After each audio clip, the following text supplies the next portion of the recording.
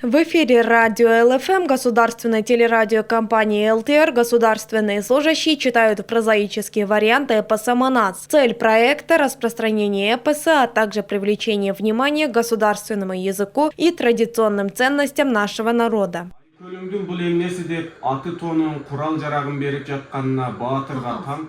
Сегодня в прямом эфире отрывок из эпоса читает специалист сельского округа Кермето Толгонай Алимбекова. По ее словам, этот проект является важной инициативой. И если к нему присоединятся как можно больше госслужащих, то это поспособствует развитию патриотизма и укреплению национального духа.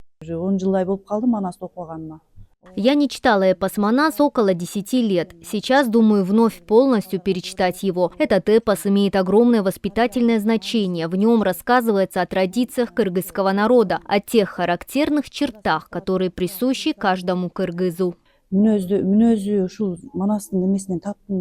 Принять участие в проекте государственный служащий читает «Манас» может любой сотрудник госструктур. Инициатива была предложена Национальной комиссией по государственному языку и языковой политике.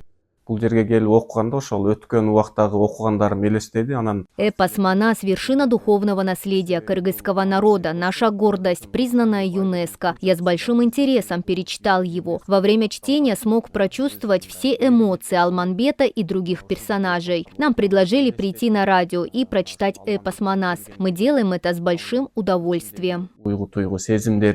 В рамках проекта госслужащим заранее предоставляются отрывки из эпоса. Каждый следующий участник продолжает чтение с того места, где остановился предыдущий.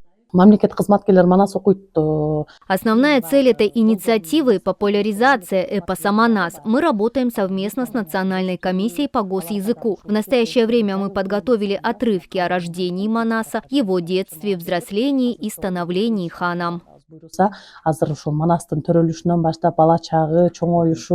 Отметим, что данная программа выходит в эфир радио ЛФМ по субботам и воскресеньям в 12 дня. Айтунук Мамытова, Нурастан Бакытбеков, Мунар Арзабек, ЛТР Ош.